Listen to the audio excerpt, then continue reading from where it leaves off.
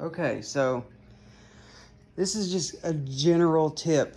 You know, if you're first starting to get into cars and you're wanting to work on them and you're not super confident about, you know, your abilities, which is understandable. Sometimes, you know, I'm not all that confident. But one of the best tips that I could really give you is to make sure that whenever you're taking stuff apart on the car, Sharpie and tape, label everything. As you can see, throttle body, coolant, and then over here, all of your fasteners go into Ziplocs. And that way, you really can't screw anything up. And any opportunity I get to where I can put the bolts back in, like the coolant reservoir was right here. I took it out. It's laying over there in the floor. And so when I took it out, I put the bolts back in. So I know exactly where they're at. I could have put them in a bag, but I just chose to do that way. So, you know, a basic tool set, everything you see here is mostly Harbor Freight. All of this stuff's Harbor Freight, all of my ratchets. These are gear wrench. They are wobbly sockets.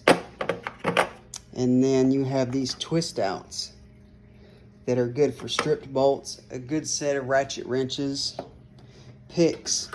Picks are amazing. Buy picks, Harbor Freight.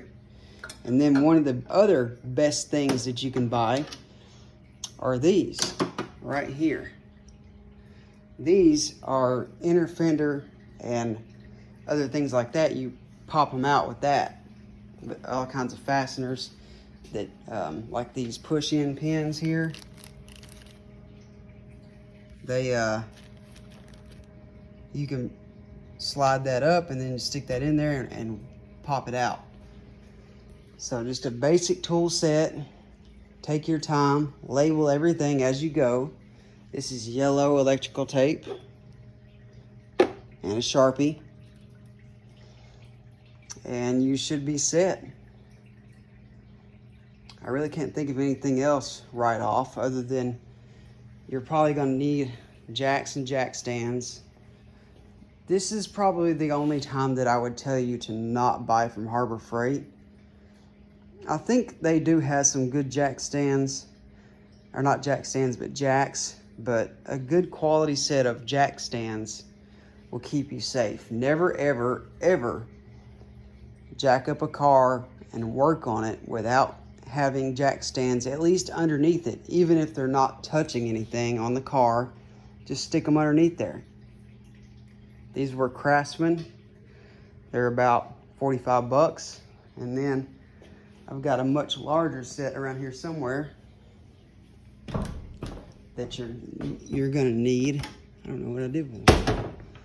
But basically, all of this stuff, Harbor Freight, good set of picks, screwdrivers, sockets, and then here's some more Harbor Freight stuff. This is all 1/2 inch stuff. And then I just got some basic stuff here. Screwdriver drawer, gasket scrapers. And then, okay, I want to give you another tip. When you're working on cars and engines, they make this stuff called gasket tack. Now, whenever you're putting new, here it is.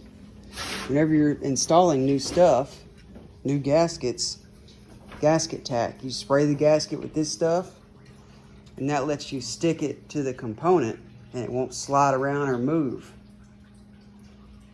So, for instance, intake. You pull the intake off, there's all the intake ports, right? When you go to put it back together, you spray the intake gasket with gasket tack and then place it in place. Not only does that make sure that you have a good seal, but it helps hold the gasket in place. And they make this stuff in copper, which is for high temp, like for exhaust manifold gaskets. So I always recommend gasket tack for all gasket surfaces. And I think that's it. There was one more I was just about to think of and I forgot because I started talking. I think that's it. No, wait, one more thing. This right here, Amazon suction gun for putting fluids in, you know, your transmission or rear differential or whatever else. This right here is a mechanic stethoscope. See, put this in your ears, obviously, and you listen for where you think the noise is coming from. Funnels. And then this thing. This thing is great for evacuating fluid out of brake fluid reservoirs and other things like that. Oh, I know the last tip I was going to give was about transmission pans and oil pan gaskets. I always use black silicone for my transmission and for my rear differential covers and my oil pans.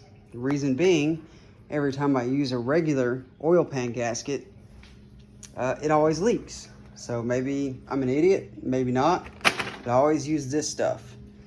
And make sure you read the directions because it tells you to, you know, make a bead around it. And then you install it and you just barely put it up, you know, screw the pan up into place.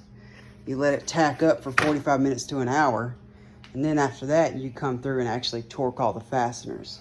So go through here, take whatever knowledge you want to from this, and I wish you luck in your automotive wrenching experiences. If you ever have any questions, feel free to shoot me a message on Facebook. It's IKE Costner, like my YouTube name. I'm pretty sure I'm the only one, so you should be able to find me fairly easily. So I think that's about it. So enjoy. Happy wrenching. We'll catch y'all next time.